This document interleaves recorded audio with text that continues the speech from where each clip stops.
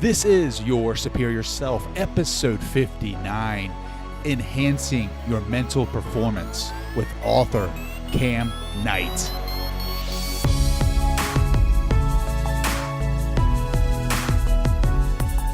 Our beliefs will actually limit our performance.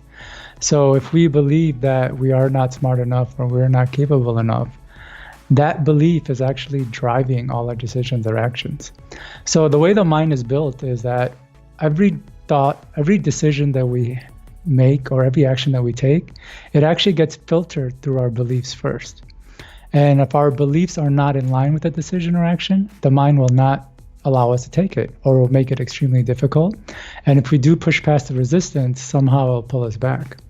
So if we have a belief that we're not smart or capable, then our mind will actually make it challenging for us to succeed in, whether it's in school or in studying. It'll make it challenging for us to get focused. So if we sit down to study, it'll throw up all sorts of thoughts in our heads, distracting us. It'll make us more restless and all of that. So beliefs play a really big role in the whole thing. What is up, Superior Nation? Welcome back to your favorite podcast, Your Superior Self, the podcast that breeds inspiration into your body to help get you motivated to move forward in your life. I'm your host, Trey, and I've been reading this book called Man's Search for Meaning, written by psychiatrist Viktor E. Frankl, and it has really changed my outlook on life.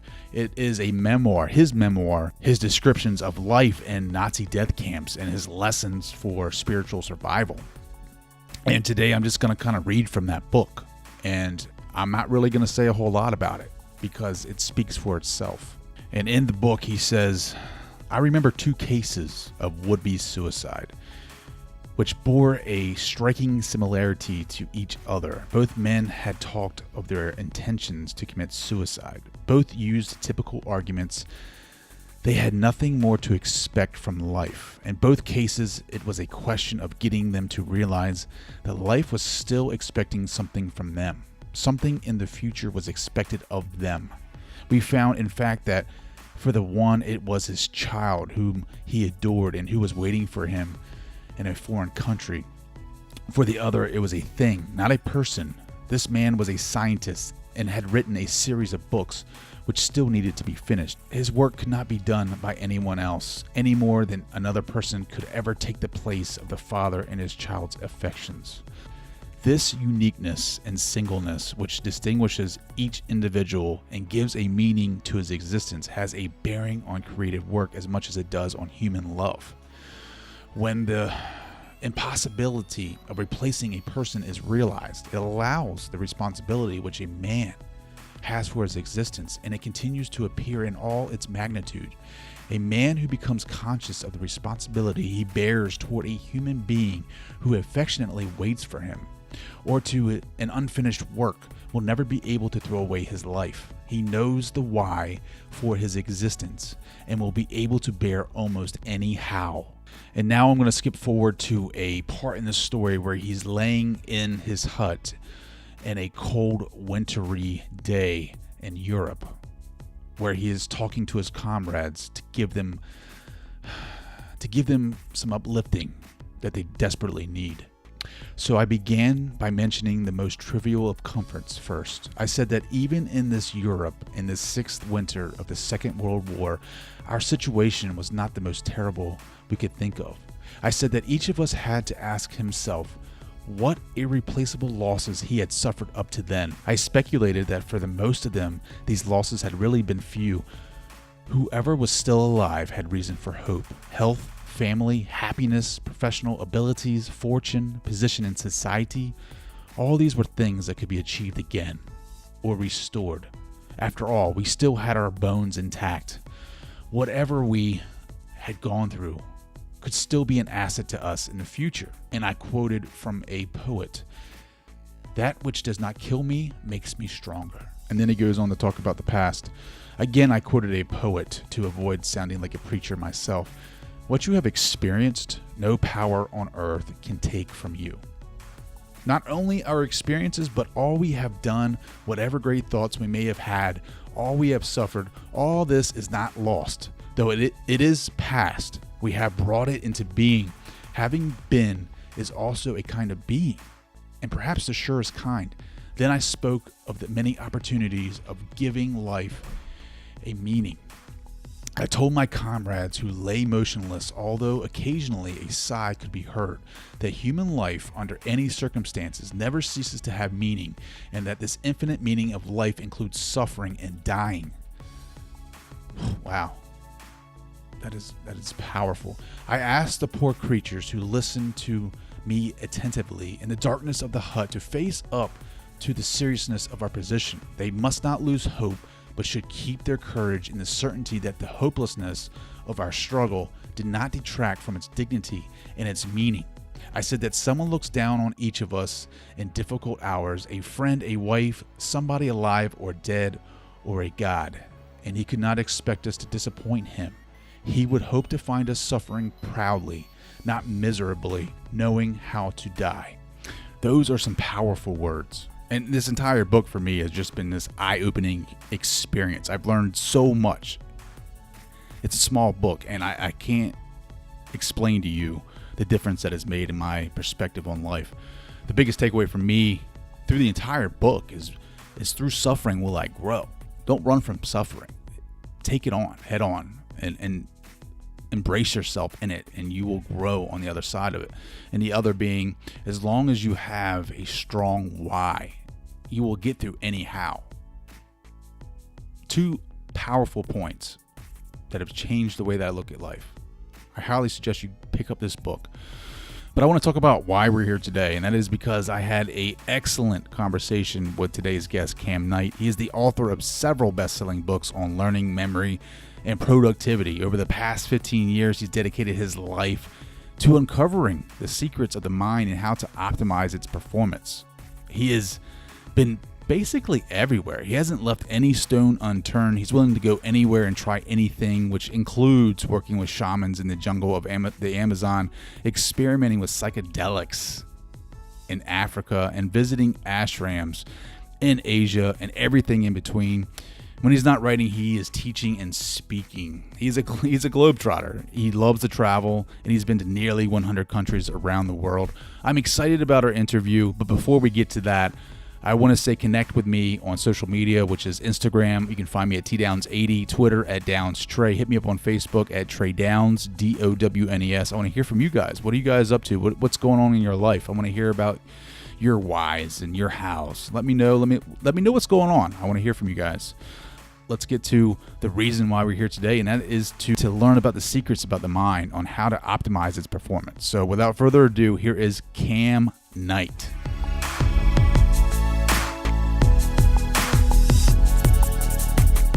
Cam, welcome to the show, buddy. Thank you for having me, Trey. I'm excited to be here. So why don't you go ahead and give us a little bit of a background on what you do and some of the books that you've written. Sure. So again, my name is Cam Knight, and I'm an author of now 10 books. And I've been writing in the area of mental performance, so memory, concentration, speed reading, and even a note-taking technique called mind map. And I've been writing as an author for about a good 10 years now. And the reason I got into this is because I needed it. For as far back as I can remember, I have had an unquiet mind. My thoughts were always racing. I had really difficult times organizing my head and sitting still, paying attention, interacting. Anything that involved the mind, I had challenges around.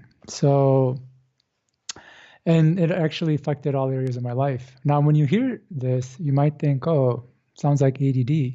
But it was actually much more severe because I also had my emotions were just raging. They were just kind of cycling out of control. 1 minute I'd be like lethargic, barely able to get out of bed. Another minute, I'm completely hyper. 1 minute, I'm happy and wanting to hug the world. Another minute, like raging, angry. And hearing that, you might think, wow, it sounds like bipolar. And if that was the case, that would be okay. But it was like even worse than that, because I also had like a lot of intensity. My muscles were tight and just a lot of pain. And so this is more less my experience, as far as back as a kid. And I thought this was just like some sort of phase I was going through, and that I was hoping when I became an adult, it would go away. But it actually didn't, and it got worse. And when you're a kid, when you're a little hyper and out of control, there's kind of expectation, and it's okay. But as an adult, it becomes really challenging to have relationships and interactions, especially in the corporate world. And so I've just been on a path for about the last 15 years trying to get a grip on myself and my mind. And, the stuff that I've been learning and coming up with, I've just been writing about. When did you start having these symptoms? Well, it's always been since I was a kid. So at a very young age, I was quite absent-minded. If you would believe, I was always like running into the wall and smashing my head, like bleeding. I almost always had bandages around my head, like a war victim. And, at one point I even got hit by a motorcycle and smashed my forehead into the ground and just got knocked out. Wow. Yeah. And all I remember was waking up right next to my mom, just like she was just completely worried if I wake up or not. And I did. And so it was as far back as I can remember. But the ragingness and all that, I think it had a lot to do with the foods I was eating. So once I moved to the States, the foods here in the States, they're so heavily processed. And I believe that there's some sort of like chemical or something in the processed foods that has a very adverse effect on me. And I didn't realize that until I became an adult. I noticed just eating even far back as a kid, a quarter of a can of Coke could keep me up all night. Like I never needed coffee. Eating something as simple as a McDonald's hamburger would make my mind race out of control. And when you're in that, when you're in a particular state, you don't realize that it's something different or something out of the ordinary. I just thought this is the way our experience is, and most people just had better control of what was going on. And so, as a kid, majority of our foods are kind of processed, all these artificial colors and flavors and this and that.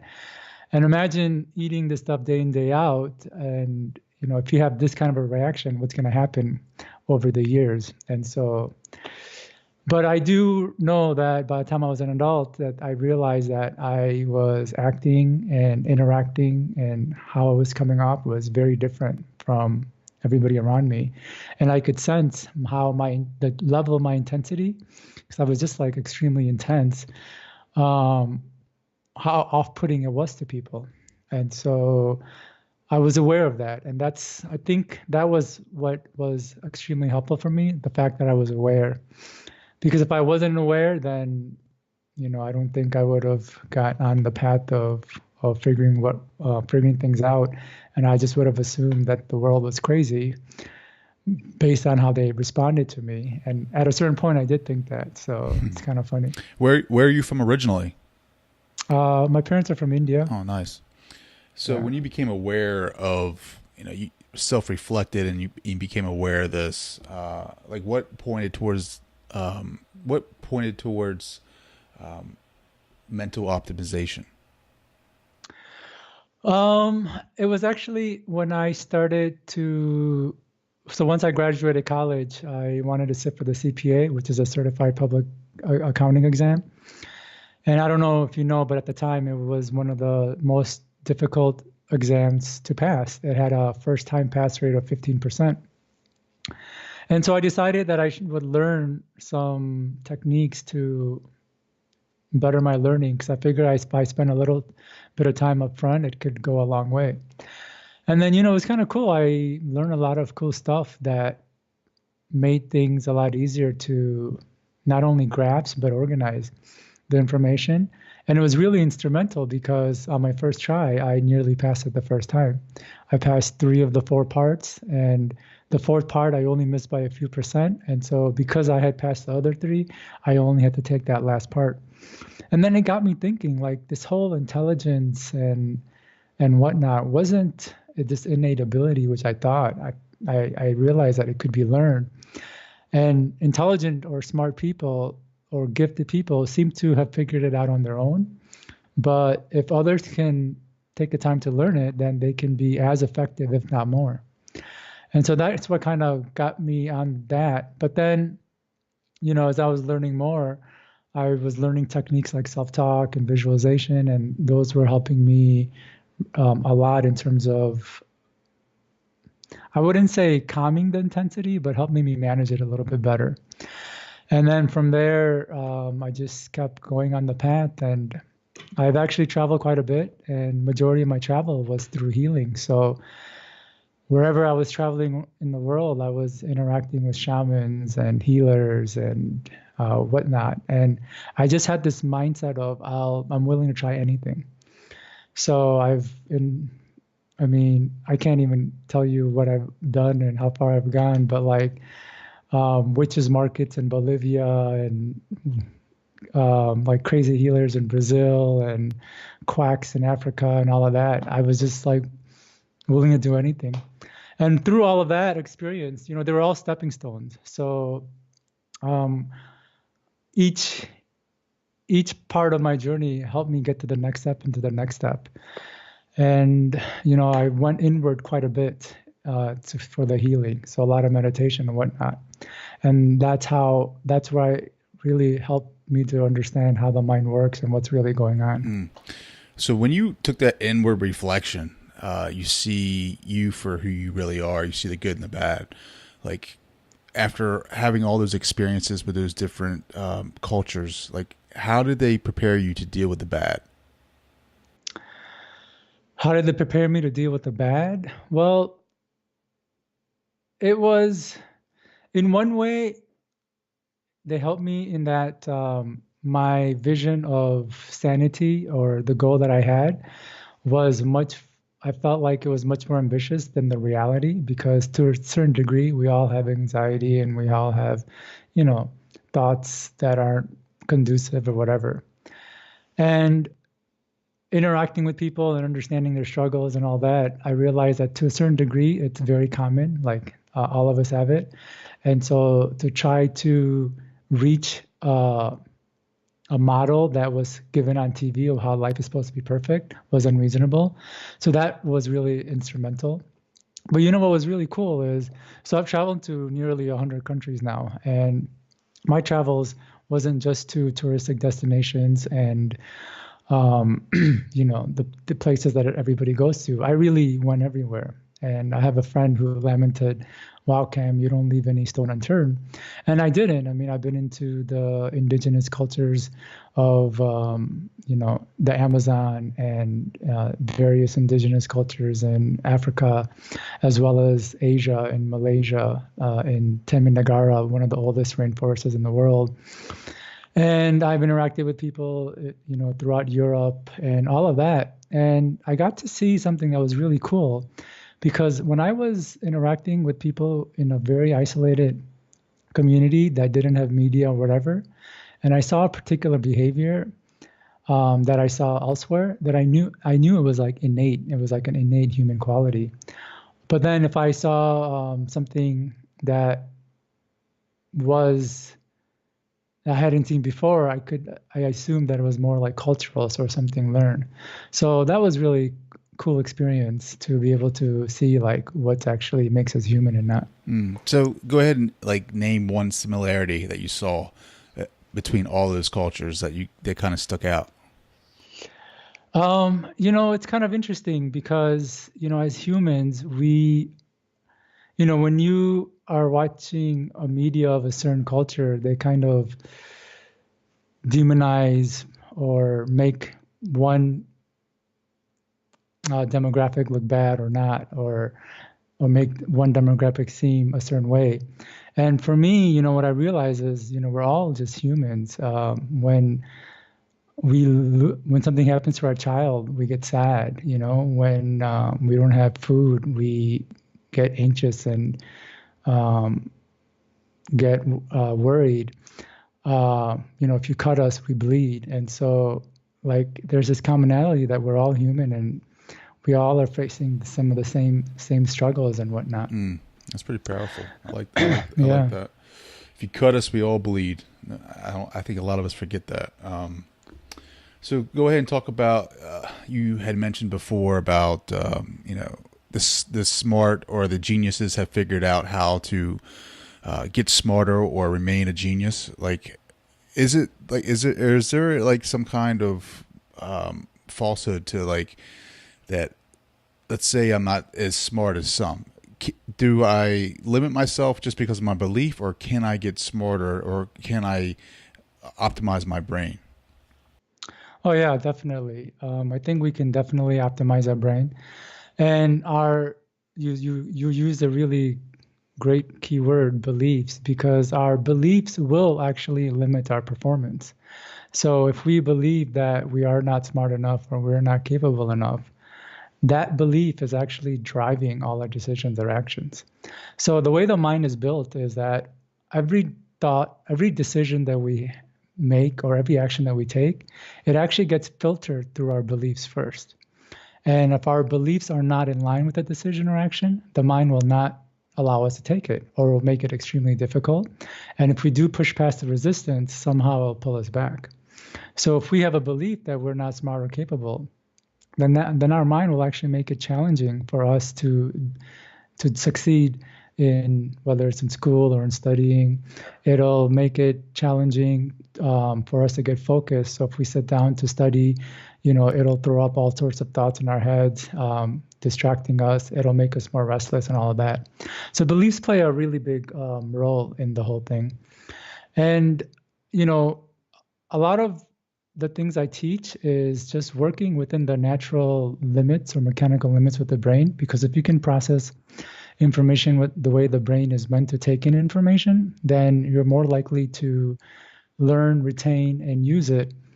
And a lot of times what we're doing is not working within that limit. So I'll kind of give you an example as it relates to memory. Well, I'll go with this first. So as it relates to memory, anytime a memory is formed, there are neural tracks that get formed in the brain. And so these tracks are like footprints or breadcrumbs that lead to a specific memory. And so the more the specific information is repeated, the deeper those neural tracks get. Now, those neural tracks, they don't get deeper based on the importance or value or the greatness of that information. They deepen simply by you repeating the information. And so that's why it's so easy to remember, radio and TV jingles, but not something that's very important. Because a jingle, although it's not valuable to us, it's been repeated a few times, and so we can't help get it out of our head. But the other stuff, we falsely assume that because it's important or valuable that we should just naturally be able to remember it. But that's not within the chemical or the mechanical confines of the mind. So if we just simply work on repeating information, no matter how difficult it is, eventually we'll pick it up. Does that make sense? Yeah, absolutely. Repetitions, right? So flashcards.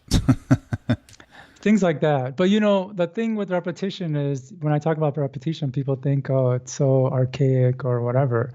But really, repetition is the mother of all memory techniques and learning, because, like I said, the mechanical limit, it's repeating the information that's going to deepen the neural pathways.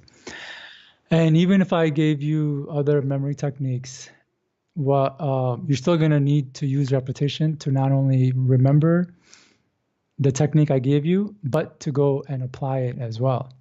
So if I tell you to, use associations to remember a list, and whatever you associate that list to, you're going to need to repeat that a few times before it sticks. So repetition is really key. But again, repetition doesn't necessarily mean rote, because it just means exposing yourself or exposing your mind to the information. So taking notes can be repetition, reviewing those notes is repetition, rewriting those notes is repetition, visualizing the information you're learning is repetition, using a technique that I call retrieval is repetition. And if the information that you're learning has to do with taking action on it, then the action itself is repetition. And the more you act on that information, the more you'll remember. So when it comes to repetition, it's about repeating the information as soon as possible, as often as possible, and as many ways as possible. So this is really key. So I'm going to repeat it again. So you want to repeat the information as soon as possible, as often as possible, and as many ways as possible. And just knowing that and being able to do that, a person can really skyrocket their ability to not just learn information, but to retain it. You talked about a technique. I think you called it retrieval. Right. Explain that.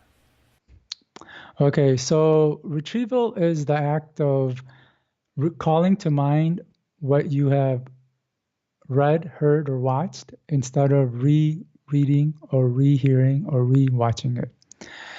And so what's interesting is that it's like storing information into the head is not very difficult. It's actually quite natural to do. What's more challenging is getting the information out. And what retrieval does is helps you practice getting information out. So I can give you a couple of examples of how information can be in your head, but you might think it's forgotten. So if I asked you to recite the lyrics of your favorite song, you probably wouldn't be able to do it or in its entirety. But as soon as a song starts playing, you can sing along to the tune with no problem.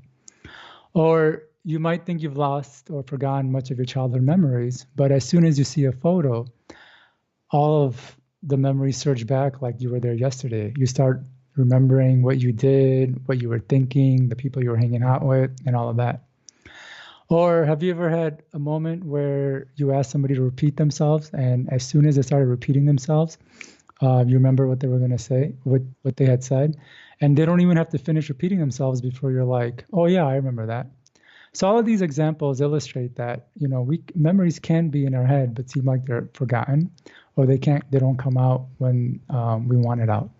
And what's great about retrieval is that it helps you practice getting information out, because that's really the key. Because that retrieval studies have shown that it works not better than not just any other technique, but multiple techniques.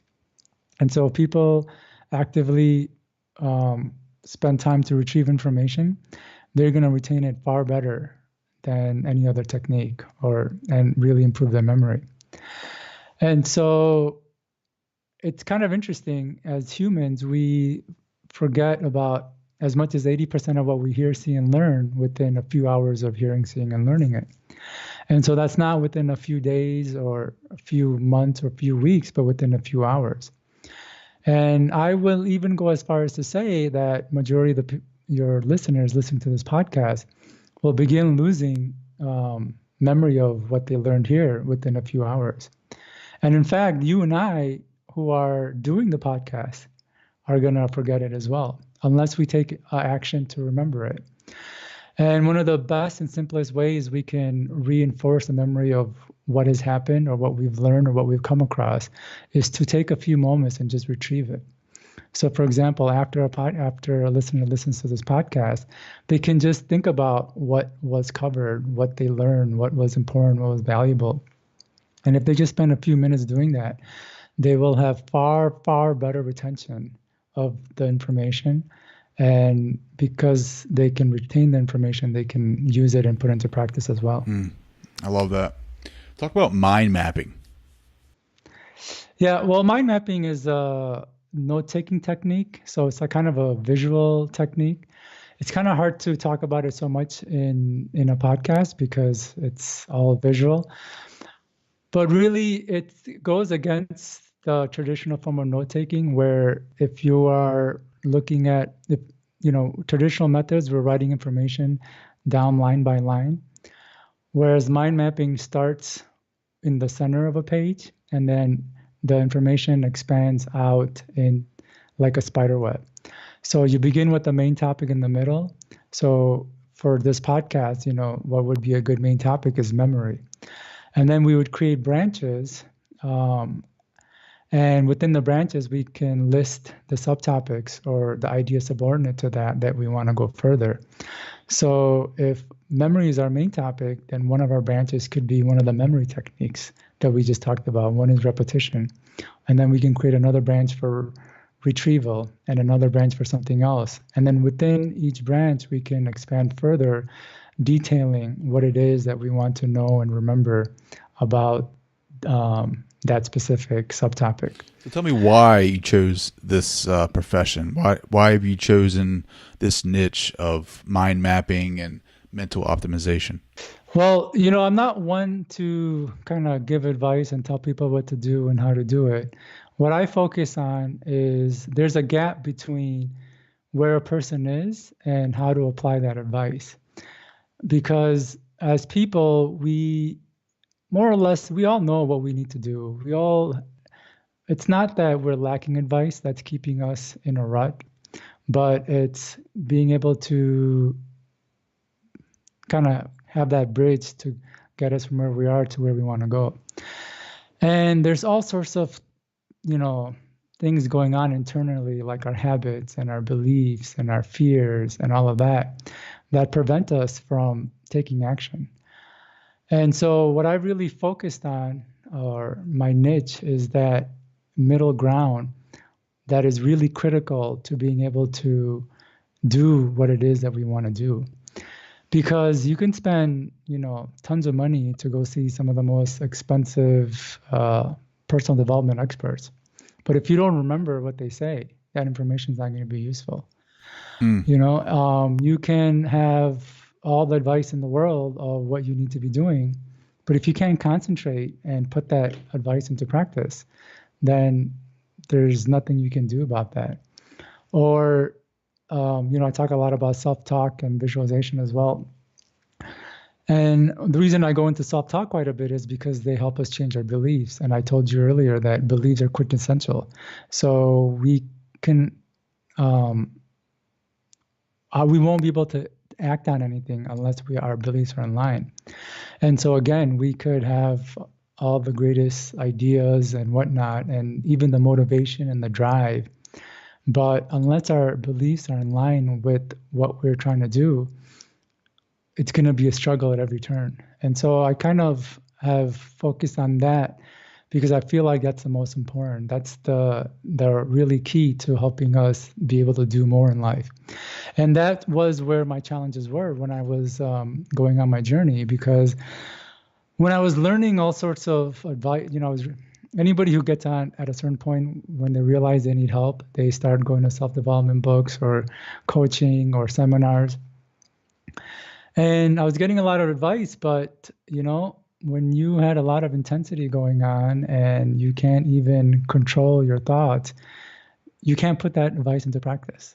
And when I was shifting states so much, I could start something, but then I'd be like in a completely different state. And not only would I forget what I had started, but I wouldn't even have the motivation to continue with what I was doing. And then I'd be in another state and another state, and I shift back to the original state. And then 2 weeks have gone by, and I'm like, oh man, this is what I wanted to do. And it's been 2 weeks. And then I'd go into self-beat up.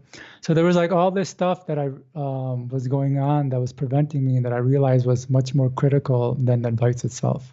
You're exactly right. Like you'll go to a seminar or you go to speak to a coach and get advice, and you feel empowered and you feel on fire, your spirit's on fire, and then you forget, right? Like you go a week and then all of a sudden everything you've learned is out the window. Like, why do we forget that? Yeah, well, there's so again, I said as humans, we forget as much as 80% of what we hear, see, and learn within a few hours. And there are many reasons for why we forget. One of them is that we just come across too much information on a day-to-day basis for the brain to retain it all. So for example, let me ask you a question, Trey. Do you remember which shoe you put on first last week? No.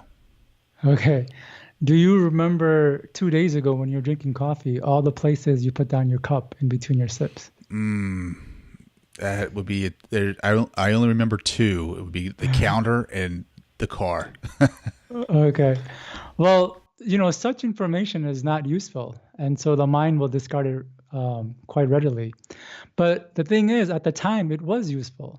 At the time, knowing which shoe you put on first is important so you know which one to put on next. And knowing where you place your cup of coffee is important so you know where to look every time you want to take a sip. But like I said, once that event is over, retaining that information is not useful. So the mind will just disregard, will throw it out. Now, the mind doesn't keep information based on how important or how valuable it is. It keeps information based on within the mechanical limits. So if we're not repeating the information and those grooves aren't deepening, then it's not going to retain it. And so unless we take action to retain the information, like us putting on the shoe or like where we place our cup, majority of the information that comes at us just gets completely discarded.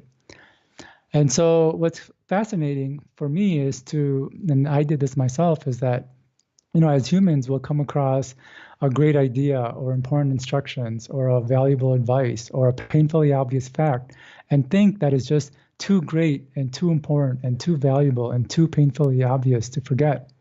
But sure enough, we'll forget. And then we'll do it again. We'll come across an even greater idea and even more valuable advice and think that this time it's too great and valuable, but we'll do it again. And majority of us are actually living our life that way. We're just constantly coming across things that we think is going to be useful and helpful, and that we think because it's so important, we're going to remember it. And then because we don't do anything to either note down the information or try to remember that information, it gets lost. And what's interesting is we don't even remember that we forgot something. It's as if it's like we just think that we never learned got the advice. And so we go chase seminars and books to get the advice again and whatnot. And so I kind of gave you a long-winded answer, but really one of the reasons is that it comes down to the fact that our brains can't hold all the information we come at us, and it doesn't record information based on its importance and value, but more on its mechanical limits. And unless we do something to hold on to that information, more than likely it'll be lost. So that's one reason that we forget. But there are other complex reasons as well. For instance, we have systems in our place in our minds and bodies that are designed to do certain things. And for them to do what they're built to do, they will make us forget. For example, habits. Habits are designed to keep us in a routine. Above everything, they're going to try to keep us doing the same thing and keep us in our old pattern. And so in order for the habits to do that, they're going to make us forget anything new that can change that pattern. And we can't really fault the habits because they're just doing what they're designed to do. And the same goes with something like fear. Like if we have fear of doing something, then our fear is going to make us forget taking action on it. So you had mentioned, we go to a seminar and we learn all this great advice and we get pumped up and we get all this emotional charge, but we haven't overcome our fear. And so when it comes time to take action, what our fear is doing in the unconscious level that we don't realize is that it's slowly making us forget that information. So, yeah. And it'll do that in very creative and sly ways. So when you go to apply the information, it'll make you think, oh, you know what? Why don't you do this first? Or another priority will come up, or you'll get distracted. And what the habits and fears do is they buy time, because they know that if they pull you away just long enough, you'll slowly start to forget the information until it's completely out of your head. And the habits continue doing what they're doing, and the fear has, taken you out of taking action, which it might have thought was too dangerous to take action on. It's like self-sabotage. It's completely self-sabotage. Yeah. That's incredible. You had spoken a little bit about limits, right? Mechanical limits. Right. How do we increase those limits? How do we push them? How do we get outside of our limits? As it relates to memory, again, repetition is one of them. And so I'll kind of give some really quick techniques of how people can use repetition to remember information that comes at them at the fly. So, for example, if I meet somebody, let's say you introduce me to you, Trey. To hold on to your name, I would try to repeat your name as much as possible in our initial meeting. So I would say, "Oh, hey Trey, it was good meeting you," or "Hey Trey, nice to meet you, Trey." And as we're talking in my head, I would go, "Okay, so this is Trey," or "I just met Trey." And in our conversation, I would try to use your name again. "Oh, that's kind of interesting, Trey." And then once the conversation ends, I would say something to the extent of, "Well, it was great meeting you, Trey." So in a few minutes, I've repeated your name about 5 times. And so that's going to help me, that's going to deepen those grooves and help me remember it longer. Or let's say you give me instructions to put everything in the sink and clean up the floor and put all the other stuff away on the shelf. So I would just repeat it really quickly. "All right, so you want me to put everything in the sink, clean up the floor, and put the rest on the shelf?" And then you would either confirm or not. And then I would say, "Okay, so then I'll put everything in the sink, clean up the floor, and put everything else on the shelf." So in that 1 minute, I've kind of repeated those instructions 3 times. And if we can get a habit of just repeating what people say, what happens is not only are we going to remember it better, but the mind realizes that we need to repeat what we're going to say, and so it's going to be more attentive in listening to what people are saying or the instructions that are coming our way. So that's a really good basic way of working within the limits. The others is using Retrieval, which is really quintessential in helping us remember. So if information does come at us, if we can repeat it afterwards. So let's say I am in class and the class is over. As I'm walking to the next class or walking home, I would think about everything that was discussed in class instead of just getting lost in my head. Or before the next class starts, I would think about everything that was discussed in the prior class or in the prior assignments, just so I'm getting the memory churning. Or after a meeting, as I'm walking back to my desk, I will go over in my mind what was discussed in that meeting. And the same can be applied to the phone call. So these are all real little basic ways that we can just inject repetition retrieval into our day-to-day life to help us remember more. But something far more useful is using a technique like visualization. And so visualization is creating an image in your mind. And what's interesting is that as humans, sight is our primary sense. For dogs, it's smell. For bats, it's hearing. But for us, it's our primary sense. And we remember places, faces, and pictures far better than the alternative. And I can give some examples to help you understand what I mean. If you think back to your childhood, you probably have vivid memories of where you lived and the living room and the dining room and everything, but you likely don't recall the address as well. Or you might know the neighborhood really well. The picture of the neighborhood comes up extremely well, but not so much the names of the streets. Or you never hear, it's people's names that we forget, but you never hear people say, "Oh, I remember your name, but not your face." So visual information is really important. And if we can visualize information that we're learning, we're going to be able to retain it far better. In fact, studies show that we have a retention rate of about 20 to 25% for information that we read or hear, but as much as 50% of information that we see. And even though we may not see the information through a video or whatnot, if we're just getting it through conversation or even just reading it, we could still close our eyes and visualize it. So I'll kind of run through a few couple examples. If I get a new ATM pin, instead of, in addition to repeating and retrieving it, what I would do is close my eyes and visualize the number. Let's say it's 2459. And then I could even go further and visualize myself actually keying in that number at the ATM. And this technique works with phone numbers or whatnot. It's just like visually seeing it. It's going to help us retain that information. But we can go further than just numbers. We can use it for just about any information. So when someone's reading a novel, instead of just reading the novel kind of mindlessly, if they vividly visualize in detail the scenes and the characters and the interactions and the plot unfolding, not only are they going to be able to follow along the story really well, but they're going to have a much higher retention of that story. It's as if they lived it. The same thing with nonfiction works, whether self-help. If I read a lot of self-help, and for me to retain that information and get myself to practice it, I'll actually visualize instructions that are being given and me doing it, and so that helps me to remember what I need to do. But it also, the visions guide our decisions and actions, so they allow me to actually take action on it. And the same with processes. Visualization actually works best with processes because, processes take you from like all sorts of different steps and whatnot from a beginning to ending point. And when you read the descriptions or when you hear somebody say it, we can kind of go into like a hypnotic trance because it's hard to know where the instructions are going. And if there's too many, our mind just kind of gets lost.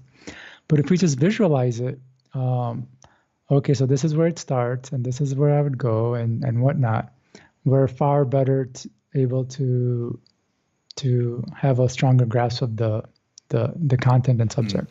You talked about reading some self-help books. I'm all over those. I love to read. I love to dive into inspirational books and any kind of book that is. I know you are into speed reading, right? So how can I get faster at reading? Like what are some techniques that I can use? Okay, so one of the easiest techniques is just to reduce sub-vocalization. And sub-vocalization essentially means reading while we're either moving our lips to the words, we're hearing the words in our mind, or we're actually saying the words as we read.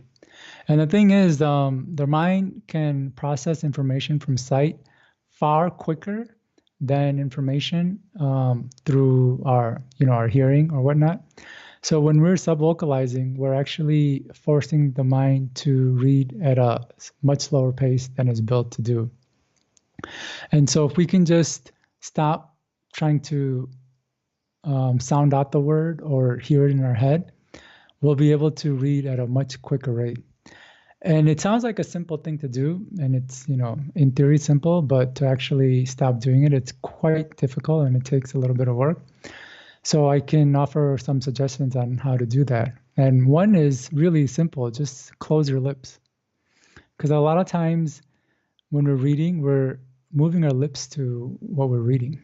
And that in a way is subvocalizing. And because we're moving our lips, it takes a lot of time to move the lips and the jaw and the tongue and all of that. There's a lot of stuff that's being activated.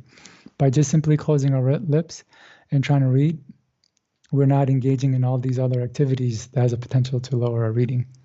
And the other is to just read faster than we can possibly vocalize or hear or sound out the text.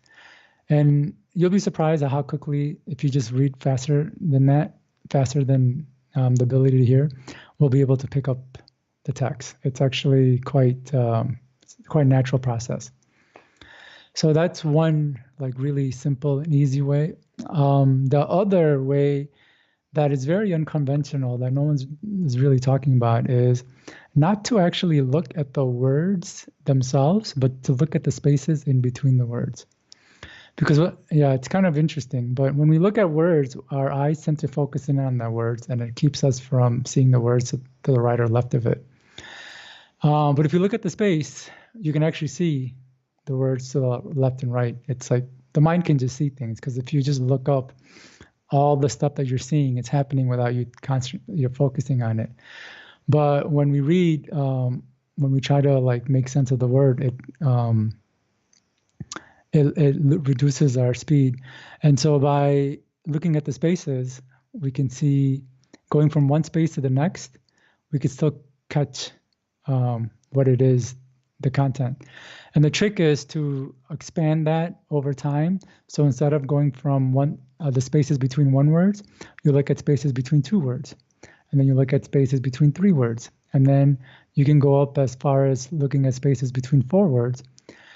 And if you just go from space every 4 words, the mind will just like literally inhale information. I'm trying it out right now. I got my book over here and I'm looking. That's hard, actually. Like that's really the spaces. Yeah, the spaces it's hard. Like I thought it. Yeah, I mean I could definitely do it, but you're definitely gonna have to practice that. Did you just go from one space to the next? Yeah. Okay. Were you able to see the words? Yeah, I can definitely see the words. I can Yeah. see the 2 words when I concentrate on the one space, but because I'm trying to, so I'm looking at the space, but to move in a motion left to right, you kind of got to practice at that because you're used to looking at each word individually, but when you use the space, now your mind is seeing 2, so it's like you kind of got to practice a little bit there to get that flow. Try to jump between the spaces like in rapid sequence. That's pretty crazy. Yeah. I definitely can do that. I never even thought about that, man. That's actually a really good technique. I appreciate that. Yeah. And like I said, if you do spaces between you start at spaces between every word, you can actually start progressing into looking at spaces every 2 words and every 3 words and every 4 words. And if you get to about every 4 words, all you have to do is look at 2 spaces per line and your mind can just pick up text extremely fast. That is crazy. I never even thought about that. That's awesome. That's an awesome technique.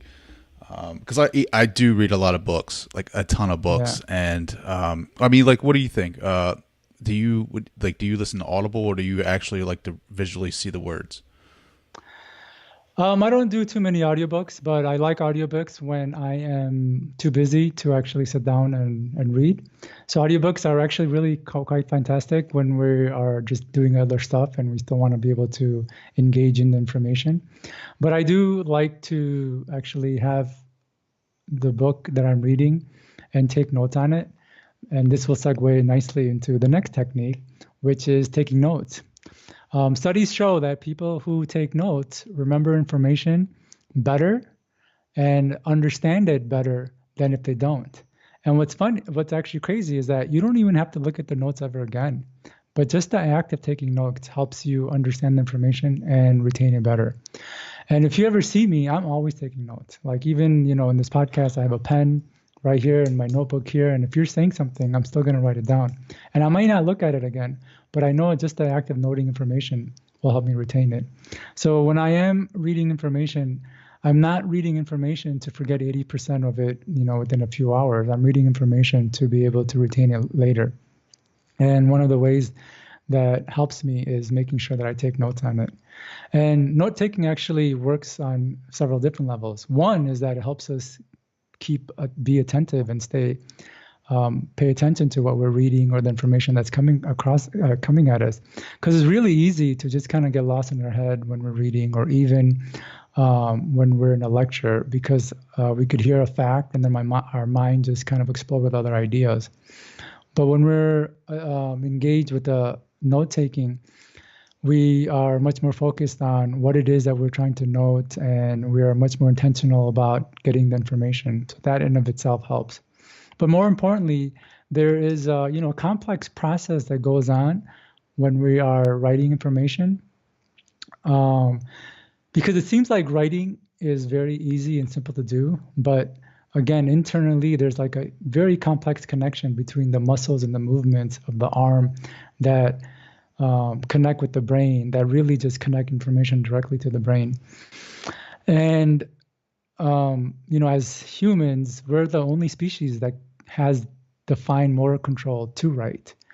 And it wasn't something that we were born to do. It took years to develop. Like many of us who write, we forget that from the time we were kids, it took, we started writing letters, and then the next grade, we started writing words, and the next grade, we started writing sentences. And over years is how we developed that skill.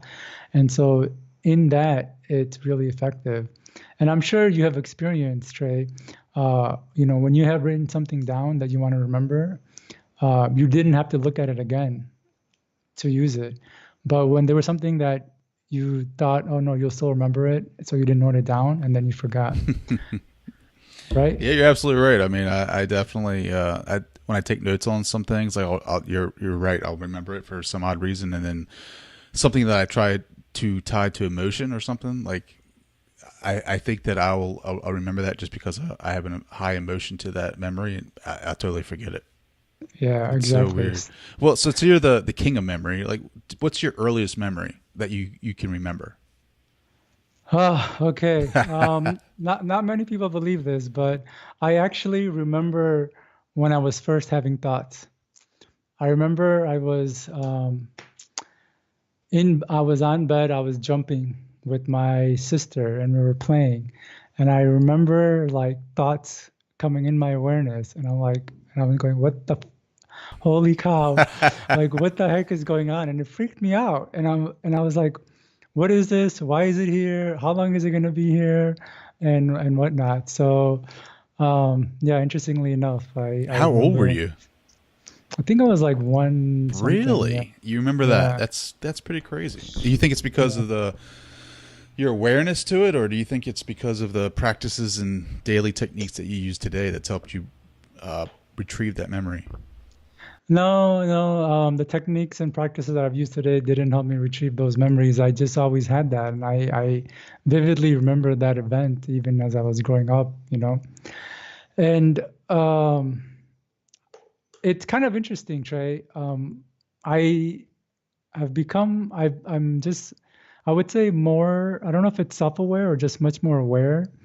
And it's my awareness that really was the key in my journey and my growth and getting to this point. Because, you know, when you look at me here, I seem like a fairly calm individual.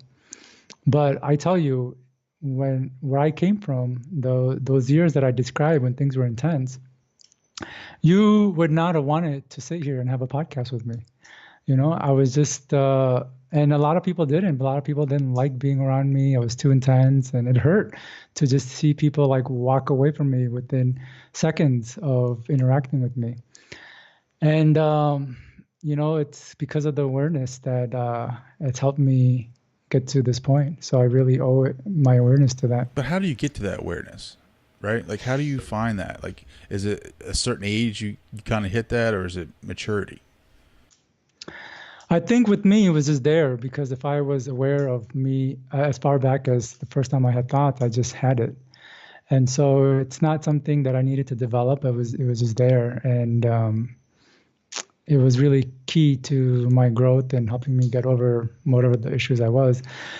And so, to be honest, I don't know really how to offer that advice to other people because it wasn't something I needed to Yeah, it's develop. tough. It's different for every individual. Like, I didn't, you know, I was 33 before I became aware to my abilities to achieve any type of success that I ever wanted. I always had this belief, this self belief that I was limited to a certain amount of success, that I was limited to a certain amount of education and mind and brain power.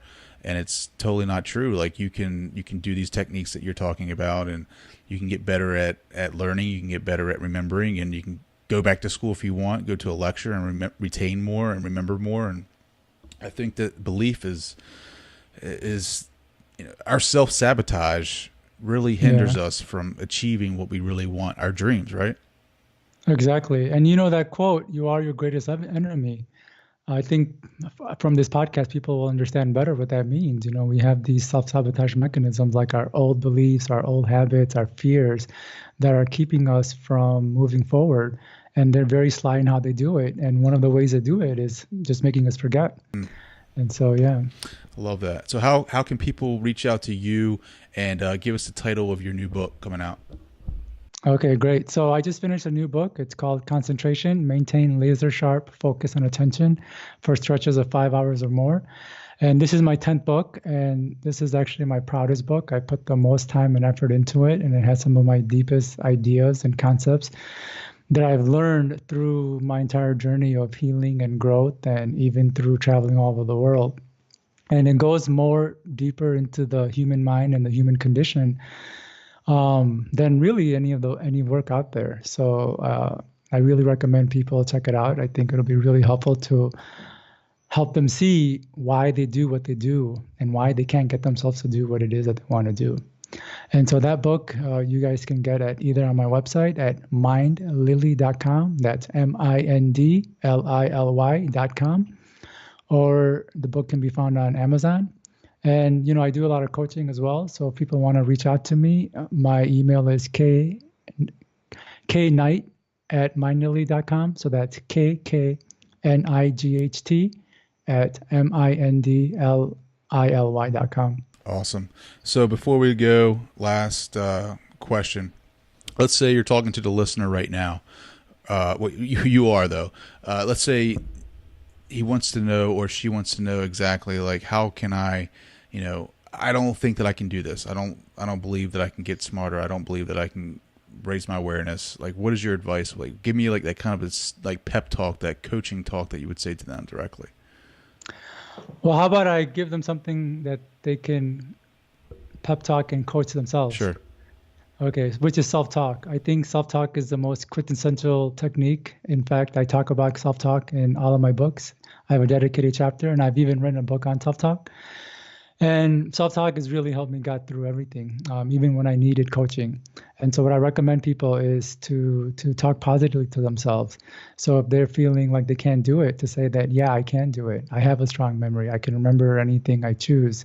Or if they're losing focus, say, I have strong focus. I can pay attention to information that I need. If they're struggling with beliefs, talking to themselves and saying, yeah, I can do this. This is possible. I have succeeded before and I'll succeed again. So those self-talk messages are really important. It's really important to not just hear it from somebody else, but to hear it from ourselves. And so that's really the best advice I can give, whether it's with memory, concentration, or anything else. I love it. His name is Cam Knight. Look him up. Get his books. He has 10. Thank you, sir. I appreciate you coming on the show and helping others become their superior selves. Cam, thank you so much, buddy. No problem, Trey. Thanks for reaching out and having me on. It's been a lot of fun. I want to say thank you to Cam Knight for joining the show. I want to say thank you to you, the listener, for joining us today. If this is your first podcast, make sure to hit subscribe, leave a rating and a review wherever you get your podcast from. It helps out the show. And follow me on all social media.